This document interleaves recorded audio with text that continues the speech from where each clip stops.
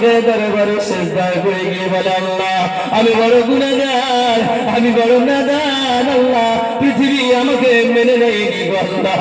ও রব্বুল আলামিন, এই সমাজে এলাকায় গ্রাম ফ্যামিলি পাড়া আমাকে মেনে নেয়নি আল্লাহ। আমি এত অন্যায়কারী, আমি এত বড় অন্যায়কারী আল্লাহ, আমাকে কেউ মেনে নেয় না।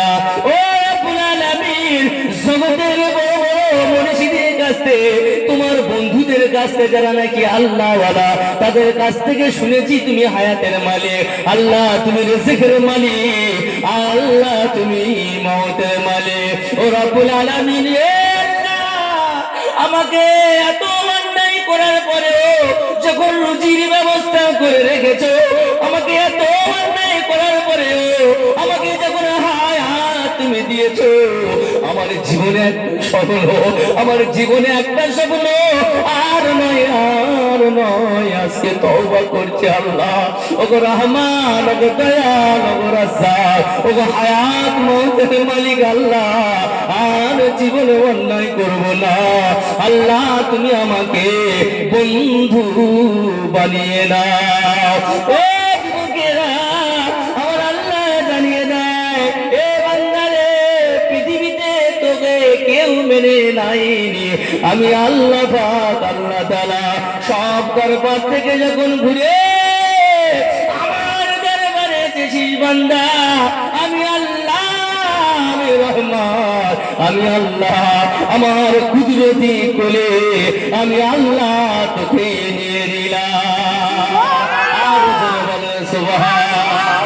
বান্দা মনে মনে বলে আল্লাহ, ও রব্বুল আলামিন, আল্লাহ আমি এমন অন্যায় করেছি আমার কাছে যেগুলো গোপন আছে, যদি আমার মা জানে জীবনের সন্তান বলে পরিচয় দেবে না, আমার আব্বা যদি জানে আমাকে সন্তান বলে জীবনে পরিচয় দেবে না, পাড়া প্রতিবেশী যদি জানে আমাকে ওই গ্রামে পাড়াতে রাখবে না, আল্লাহ তুমি এমন একজন দয়াল, আমি তওবা করছি, তওবা করেছি, তওবা করেছি আল্লাহ, আর এমন অন্যায় জীবনে করবো না আল্লাহ, তুমি আমাকে মাফ করে দাও। আমার আল্লাহ বলে, লা তাকনাতু মির রাহমাতিল্লাহ, ইন্নাল্লাহা ইয়াগফিরুয যুনুবা জামিয়া, ইন্নাহু হুয়াল গফুরুর রহিম। আমার আল্লাহ বলে, বান্দারে, নদীর সমুদ্রের ফেনার মতো অনেক যদি গুনাহ করে ফেলো, পাহাড় পাহাড় যদি গুনাহ করে ফেলো, আমি আল্লাহ পাক, আল্লাহ তাআলা যদি তারপরেও আমার কাছে সে সিজদায় পড়ে যাও নীরবে, যখন পৃথিবী ঘুমিয়ে যাবে, বান্দা আমার সঙ্গে প্রেম করার জন্য, আমার সঙ্গে বন্ধুত্ব করার জন্য নিরিবিলি নিশিরাতে উঠে আমার সিজদায় পড়ে যাও, আমি আল্লাহ তোমাকে বন্ধু বানিয়ে নেব। জোরে বলেন সুবহান।